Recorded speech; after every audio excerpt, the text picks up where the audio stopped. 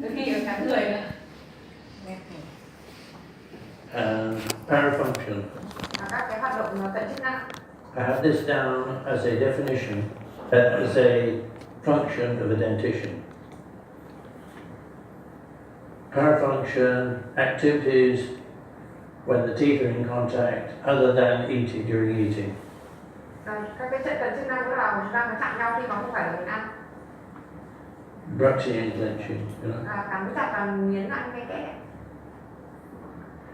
Parafunction is a tension relieving phenomenon. Đó là một cái cách để mình giải tỏa áp lực ạ. It does have a psychological advantage. Nó có cái lợi ích về mặt tâm sinh lý. This is why it's under the functions of a dentition. Vì thế nên là nó mới được đặt ở phần chức năng của hàm răng. Now, the time the teeth touch together, Cái thời gian mà các cái răng nó chạm nhau. they've done studies with crowns which had little transducers in. And every time the teeth touch together, the transducer sent a signal to a recording device in the patient's pocket. Người ta có cái giống như ở nhận cảm nó đặt ở hàm răng, nó khi mỗi lần mà mình cắn răng lại thì nó sẽ truyền cái tín hiệu xuống một cái bộ nhận cảm để trong chú ý cả. So they could record in a 24-hour period how long the teeth touched together. Nhờ cái đấy thì mình có thể ghi nhận được cái tổng thời gian mà răng nó chạm nhau trong vòng 24 giờ. In a 24-hour period during eating, Và trong 24 giờ thì cái thời gian để lúc mà mình ăn và răng chạm nhau teeth touch together about 4 minutes. chỉ là 4 phút ạ. Okay. Mình tưởng là nhai thì mình chạm nhiều nhưng không phải, chỉ chạm cả ngày mình ăn thì chỉ chạm 4 phút. It'd be nice if we have an agreement that if you're using your phone, it's because you are taking a photograph or recording something, but not speaking to your girlfriend or boyfriend. Mọi người chỉ được dùng điện thoại để ghi âm quay phim nhá, không được để gọi điện lại. I'm sorry, I know you'll have to speak to your girlfriend or boyfriend, but in the end. No. Boyfriend particularly. Okay, so it's 4 minutes a day.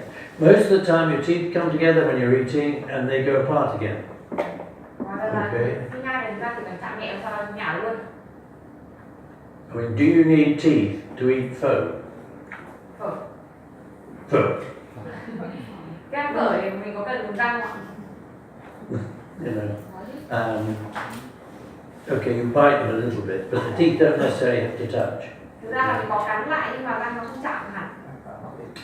For eating, ideally you need a few teeth that come near each other. Khi mà già dậy thì ông có cái răng mà nó gần để ông để gần nhau. They need to be either touching like this, Nếu mà lý tưởng thì nó phải chạm nhau or sát, spaced like this, hay là có khoảng rất là to. so you don't get food stuck between them. Thì cái thức ăn nó sẽ không bị kẹt ở trong. Okay. You don't need many. If you have 32 teeth Nếu mà mình có 32 cái răng and you lose a tooth, và mình mất một vài cái, after a few weeks, sau vài tuần you eat perfectly well again. chúng ta vẫn có thể ăn ngay được rất tốt. If you lose another tooth, Mình lại mất cái nữa. for eating, Rồi sau vài tuần you mình get ăn, used to it. mình cũng quen được với ăn với nó. When I was young and particularly foolish, Cái hồi mà còn trẻ và ngốc nghếch ấy, I used to say to a patient with only a few teeth, you must have difficulty in eating. And they would say, no problem at all. Hồi trẻ thì ông nói với bệnh nhân là mất răng thì bảo là chắc là không thể nào mà ăn được, nhưng ông bệnh nhân thì bảo là vẫn được, sao? Because they accommodate to the situation. Thì họ đã tập và nó quen được với cái tình huống đấy. So It's not critical how many teeth you've got to eat, unless it's down to just 2 or 3. Trừ khi là mình phải có quá ít răng, chỉ có một vài cái, chứ còn thực ra thì không cần có quá nhiều răng để ăn. Dr. Pankey in the United States, a very famous dentist, said that when you're chewing peanuts, you only need to crush them. You don't have to get the oil out. Có một cái ông Dr. Pankey là một văn nha sĩ rất nổi tiếng ở Mỹ, ông ấy đã từng nói là khi mà mình ăn lạc ấy, thì đây mình chỉ cần làm nó vỡ thôi, chứ không cần là phải cắn mạnh đến cái nỗi mà nó ra được cả ép ra cả dầu. You can buy peanut oil. Mình không cần đến mức là phải nhấn chặt để nó ra máy ép dầu. Okay. So, if you looked at my gold onlays, you would notice that they're very flat. Khi mà ông ấy có một cái onlay bằng vàng này, và nó khi mình nhìn thì nó là mình sẽ thấy là nó sẽ phẳng. If you look at these sideways, you can see that I don't suffer from not being able to eat. Not being able to eat. Nếu nhìn ông ấy thì thấy ông rất là béo, không phải là tức là răng phẳng thì ông vẫn nhai thôi. Because I'm fat. Không có nghĩa là răng phẳng thì không ăn được. So it has no effect on me not having a whole lot of bumps on. Đấy, tức là răng mà nó không có mũi rãnh thì chẳng sao cả. So occlusion has almost nothing to do with eating. Thế vậy khớp cắn nó không quan trọng trong việc để nhai đâu. Now, 24 hours bruxing and clenching Người ta ghi nhận cái thời gian mà mình is 4 hours miến răng hoặc là in a 24-hour period. nó có thể kéo dài đến tận 4 giờ trong một ngày. That's much more serious. Tức là đây rất là nghiêm trọng. So, of all these functions of dentition, Trong tất cả các chức năng của hàm răng, it's the parafunction that causes the most stress on the teeth. thì cái hoạt động cận chức năng này nó gây ra nhiều áp lực ở trên răng nhất. If you only had to restore a dentition to withstand the pressures of eating, it would be easy. Nếu mà mình chỉ làm cái phục hồi mà chỉ để ăn thì nó lại rất là dễ. But you know you have to restore the dentition to survive bruxing. Nhưng mà nếu mà mình làm phục hồi trên một cái người mà mình miến răng thì You saw this slide here. Were you here for this slide? Yes. You saw this slide? Yes. Okay. So during bruxing,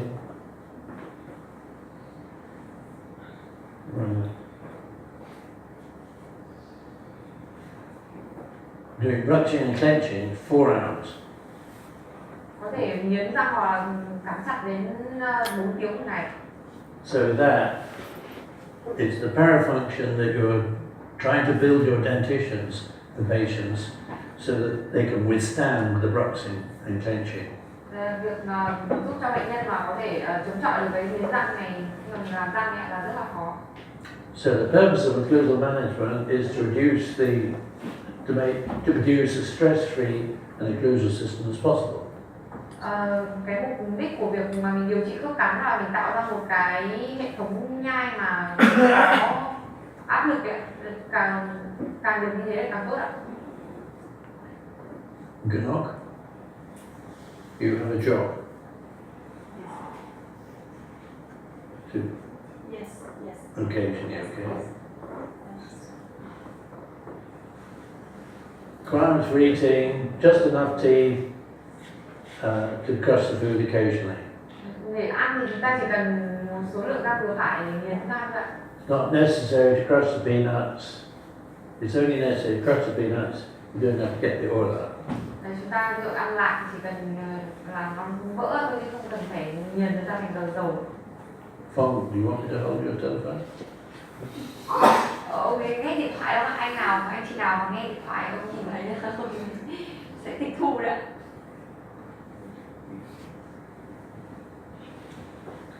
I can tell if somebody is Ai mà thấy nút dừng ở ông nhìn thấy hình như anh Hiền vừa dùng điện thoại lấy nút. it's like a man on the side of the road like this. You know what he's doing. Okay. He Có phải may, ông ấy rất tinh ạ, ai mình giấu ông cũng nhìn thấy đấy ạ.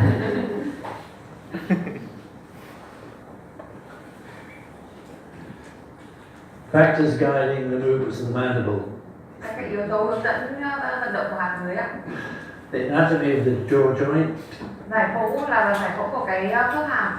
whether it's flat or steep. Cái dốc đấy nó cái dốc lực cầu thẳng hay là dốc ạ? The ligaments Các cái prevent us from moving our jaw excessively.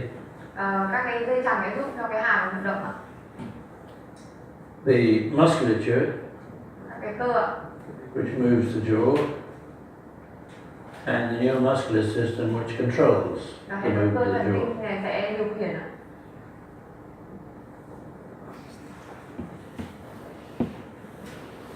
So, this is the closed position. Đây là vị trí hàm đóng ạ. The jaw hinges, Hàm dưới nó sẽ xoay quanh bản đề and then và bắt đầu trượt ạ. moves down the eminence. Ở trên cái đồi củ ạ.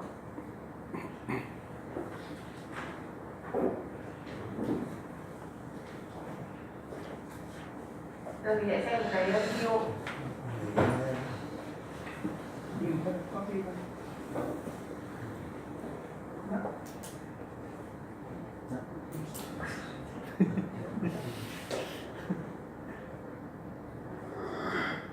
This is a Roman temporomandibular jaw.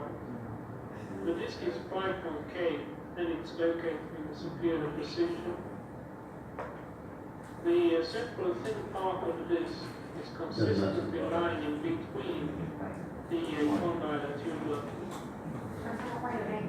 During opening, there is rotation of Máy the đút son. cervical part. Cắt rồi. Trên sát.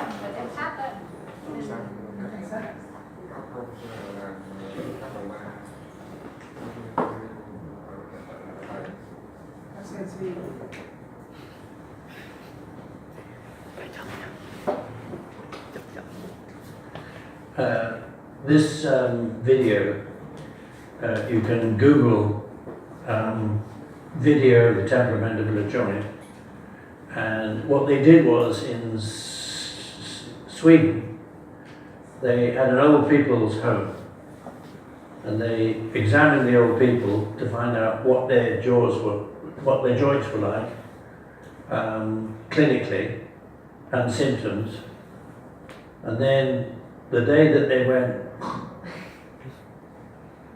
they dissected them and do these videos. So I'll show you another one in a minute where the disc is detached at the back. It's an anterior displaced disc. Okay.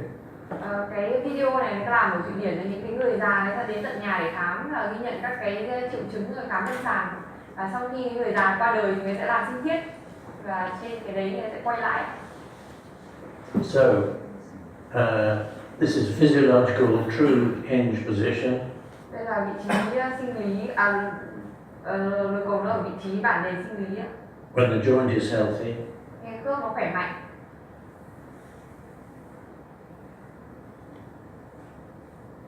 Most retruded position, I explained to you, is not a good term to use Đây là vị trí lùi. because we want the patient treated here, not here. Đây là vị trí lùi nhất, nhưng mà ông ấy giải thích là ông không muốn dùng cái này vì là mình sẽ điều trị bệnh nhân ở trên cái vị trí bản đề thực sự chứ không phải là vị trí lùi nhất ạ. There is a very good reason for this, because the disc here has no nerves.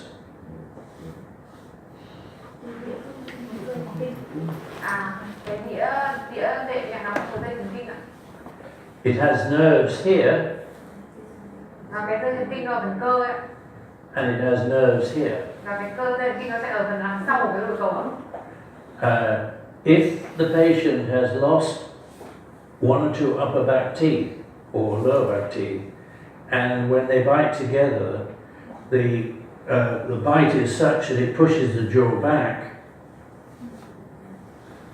The patient then pushes against here. And a friend of mine had a patient who had severe headaches 4 or 5 times a week. Headaches or pain around the face because the jaw was being pushed back against the innervated part of the joint here. Ông giải thích là cái dây thần kinh nó sẽ nằm ở phần cơ, ở phần nằm ở sau cái chỏng đồi cầu. Ở những bệnh nhân mà bị mất răng ở phía sau ấy, thì khi họ đóng hàm là cái đồi cầu này hay bị đẩy ra đằng sau, nó sẽ chèn ép vào cái vùng của dây thần kinh này. Và có một bạn của ông ý có bệnh nhân là cái bị đau đầu rất là nghiêm trọng, rồi một tuần bị 5-6 lần và bị đau hết cả cái toàn bộ cái vùng đầu ấy. Nguyên nhân bởi vì là cái hàm nó đã bị đẩy ra sau quá và nó chèn ép vào dây thần kinh gây đau. He eliminated the interference which was pushing the jaw back, and the headache stopped immediately. Và khi mà bạn của ông ấy điều trị cho bệnh nhân thì ông loại bỏ các cái điểm cản trở mà nó làm cho cái hàm bị đẩy lên phía sau, thì bệnh nhân đã dừng bị hết cái đau đầu ngay lập tức. Has anybody here removed interferences with patients and stopped or reduced headaches? Ở đây đã từng có ai mà chỉnh cái điểm chạm sớm cho bệnh nhân và làm bệnh nhân hết đau đầu hay là giảm đau đầu chưa? Mọi người giơ cao tay lên ạ. Okay. Now all the rest of you have seen patients who've had headaches, Những người khác thì đã bao giờ gặp bệnh nhân bị đau đầu chưa? but have not relieved those headaches. Nhưng mà không thể giảm được cái đau đầu đấy ạ. I think that 60% of headaches can be eliminated or reduced by looking at people's occlusions. Ông ấy tin rằng khoảng 60% những cái cơn đau đầu mình có thể giảm bớt hoặc là loại trừ bằng cách điều chỉnh cái khớp cắn. I think that 1/3 of patients who have jaw joint problems can be improved by looking at their occlusions.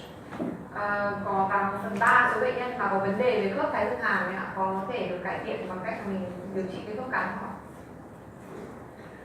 Now, I have heard that some people say that there is no evidence to show that occlusion has any effect on the temporomandibular joint Có một số người có thể nói là problems.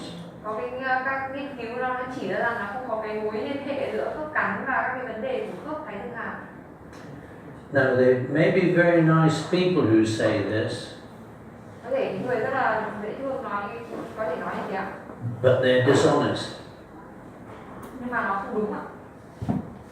because what they should say is that they haven't seen any evidence in the literature. Họ nên nói là họ chưa tìm thấy bằng chứng ở trong y văn, chứ không phải tuyên bố là không có liên quan. Everybody I know who look at patients' occlusions and take a medical history correctly find that they can do things which reduce headaches and reduce joint problems. Nếu mà mình tìm hiểu cái bệnh sử của bệnh nhân một cách đúng cách thì mình sẽ thường là sẽ tìm ra cách để làm giảm, giúp bệnh nhân giảm đau đầu. So there is definite evidence clinically that occlusion can affect headaches and jaw joint problems. Như vậy là có cái bằng chứng về lâm sàng là mình có thể điều trị các vấn đề về khớp bằng thuốc cắn. The literature may be inadequate. Có thể là y văn nó chưa đầy đủ. So to say there's no evidence when they really mean no evidence no evidence in the literature. Nên là khi nói mình không nên nói là không có bằng chứng, mà phải nói đúng là không có bằng chứng trong y văn ạ. Either means they haven't found the right articles, or the literature is inadequate. Có thể là họ chưa tìm thấy, hoặc là cái y văn bây giờ nó vẫn chưa đầy đủ.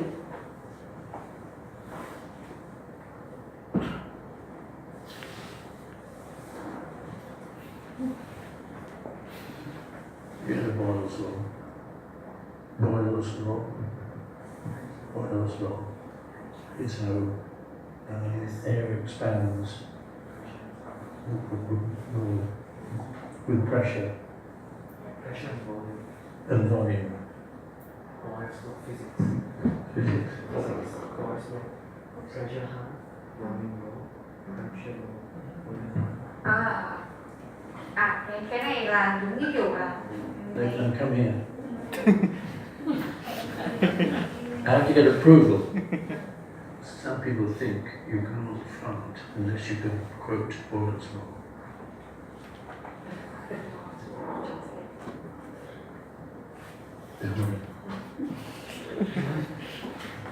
Did you want to say that? I don't think she understands it. She does. Do you understand? là Fart. Yes. What? She knows. There are some people, they don't do any clinical dentistry unless they can find something in the literature. có những người thì nếu mà không tìm thấy bằng chứng đi văn thì họ chẳng làm gì. Now, those of us who are in clinical practice know that there are times when you're treating a patient, you have to treat them differently to solve the problem. Nhưng mà trên lâm sàng thì mình phải tìm ra cách nào đó để chữa bệnh nhân. But it may not be in the literature. Có thể cách đây nó chưa được công bố. Now, how many of you ask your patients when you're taking a history, do you have headaches? Ở đây đã có ai hỏi bệnh nhân của mình khi mình khám là bạn có bị đau đầu hay không? Ai đã hỏi bệnh nhân gì ạ? How many? Với ca tay ạ. Okay. Everybody should ask that question. And it's amazing how many people do have headaches. Và chúng ta đều nên hỏi cô đấy là nói chung là rất nhiều người là bị đau đầu. And how many of you ask your patients if they have troubles with their jaw joint? Đã có ai hỏi bệnh nhân của mình là có vấn đề gì về khớp không ạ? Khớp tránh hàm. And how many of you examine the patient's jaw joints? Ai đã khám khớp cho bệnh nhân ạ? Okay, we're now going to examine a patient's jaw joint. Bây giờ mình sẽ khám khớp của bệnh nhân. A very important patient, Một bệnh nhân rất là quan trọng. yourselves. Chính là mình. Now take 3 fingers and put them over the joint. Đặt 3 ngón tay ở phía trước của khớp ạ. And take your hands away. Bỏ tay ra. Anybody have any pain or anything? Có ai bị đau không? Bị ấn vào cái vùng trước không ạ? Patients with acute jaw joint problems will have pain when you Khi do mà that. bị viêm khớp cấp thì khi bị ấn như thế nó sẽ đau ạ. Okay. Now put your fingers over Lại đặt tay lên ạ. and do exactly as I tell you. Bây giờ làm theo lời em ạ. Open, Há, close, đóng lại. open, Há, close. Go to the left, back, right, back, forwards, back. Okay. Now, the reason why I say go left, back, right, back, the sign or symptom that the patient has may be in one of those movements. And if you, in your examination, write down, there's a click going to the right. You have the exact thing you've written down. So when you examine the patient later on, you can check all movements, but you're just wondering whether that click to the right has gone. Okay. A click can be a soft click. A soft click goes like this. A hard click goes like this. Okay, you can hear it. And some patients will complain Or some patients, family will complain that when they're eating, they can hear the click. That's a hard click. Okay. Khi mình khám nhá, sẽ lần lượt ạ. Đầu tiên là há miệng, rồi ngậm miệng, đưa hàm sang trái, quay lại vị trí giữa, sang phải, quay lại vị trí giữa. Thì triệu chứng nó có thể nằm ở bất cứ cái chỗ nào mà trong những cái chỗ đấy khi mình khám nhá. Và cái tiếng click nó có thể là to, rất to, thậm chí là người nhà có thể nghe khi mình ăn, nhưng cũng có khi là nó rất là nhỏ thôi. Tiếng nhỏ thì thường là chỉ có mình nghe thấy, chứ còn người nhà sẽ không nghe thấy.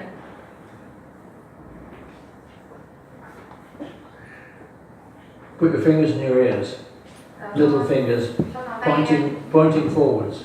Cho cái ngón tay nó quay nó ra trước ạ. Ngón tay út đẹp vào ngón tay. Little fingers.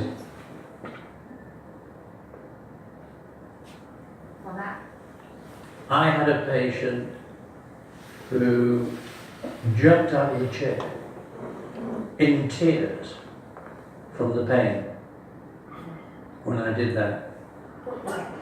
Okay. Now put the fingers in again. Open, close, open, close. Go to the left, back, right, back, forwards, back. Tức là mình cho ngón tay vào trong tay và sẽ khám các cái tư thế há ngậm ạ. Cho đưa sang trái, sang phải và đưa ra trước. Anybody have any pain or clicking? Có ai bị đau hay là có tiếng click không ạ? Anybody have pain or clicking? By the end of this week, you will all have pain and clicking. Đến cuối tuần này thì ai cũng bị And how many of you have headaches? ai bị đau đầu ạ? How many people have headaches? Những ai bị đau đầu ạ? Anytime, not now, anytime, okay? Từng bị đau đầu không có nghĩa là phải bây giờ mà là trước đây cũng bị. None. That's better, okay.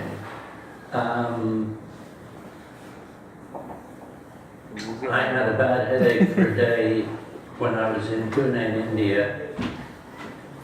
A friend of mine arrived at my room with a bottle of whiskey. Ok, khi tôi có lần rất đau đầu ở bên Ấn Độ thì bạn ông ấy mang rượu đến cho mình. That was not occlusally orientated. Không liên quan đến thuốc kháng cả, phải uống rượu. Okay. I think you should ask all your patients if they have headaches. Sometimes they'll say, no, not really. Mình phải hỏi bệnh nhân của mình là có bị đau đầu không, và đôi khi họ trả lời mình là cũng không hẳn là bị đau đầu. And then you say, well, how often? Mình sẽ hỏi là mức độ thường xuyên như nào. And they say, about 4 times a week. Họ nói là 4 lần một tuần. Because that's normal, isn't it? Bởi vì là tuần nào cũng bị đau nên là họ thấy nó bình thường. Okay. So you really have to ask people. It helps if you know what to do about it when you ask the question. Mình sẽ giúp được bệnh nhân nếu mà mình hỏi cái câu đấy thì mình phát hiện cái triệu chứng này. If you ask the question, you don't know the answer to what to do about it, you're a bit less likely to even ask the question. Nếu mà mình hỏi mà mình lại không biết làm gì thì tốt nhất là mình nên hỏi câu khác. Now,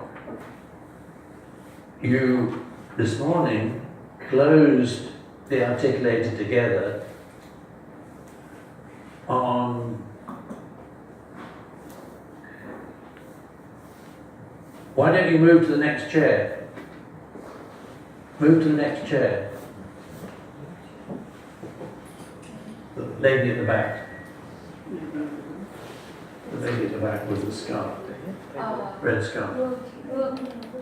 You want to move to the next chair? Chị ngồi sang cái ghế bên cạnh nhé. I'm worried about your neck.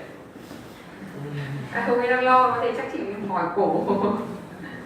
It's very encouraging when somebody at the back is going like this all the time because they want to.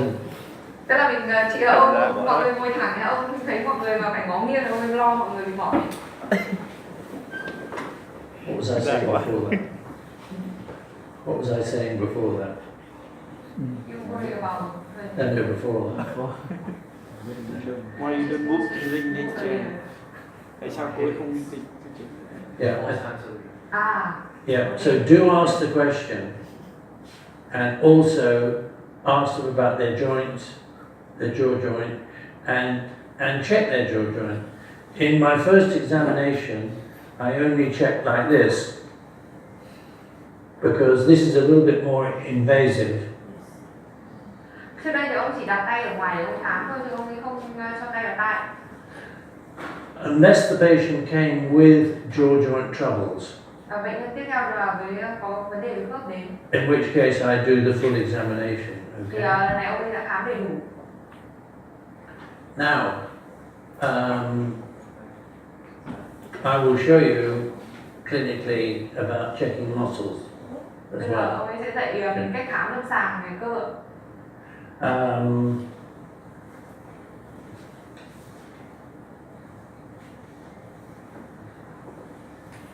Okay. Do you see where the joint is now? The disc is now. You see the disc is in front of the joint. Chất khớp. Dạ, các bác ở đây là có một trường hợp chật đĩa đệm ra trước ạ. Okay. This is an anterior displaced disc. Đây là cái đĩa đệm nó đã bị chật ra phía trước. Has anybody here diagnosed an anterior displaced disc? Đây là có người nào chẩn đoán được cái trường hợp này chưa? Chẩn đoán trường hợp chật đĩa đệm ra chưa? Chẩn đoán cho bệnh nhân nhé.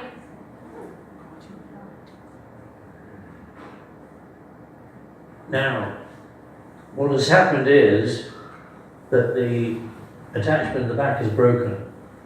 Khi mà chật ra trước như này thì các cái dây chằng ở phía sau nó bị phá hủy. And the disc has gone anteriorly, so that when the person opens,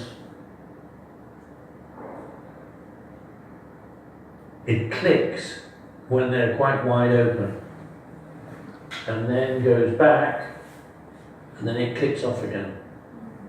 Khi cái đĩa nó chật ra khớp, chật ra trước như này thì khi bệnh nhân há miệng hết cỡ ấy, thì So nó sẽ có tiếng kêu.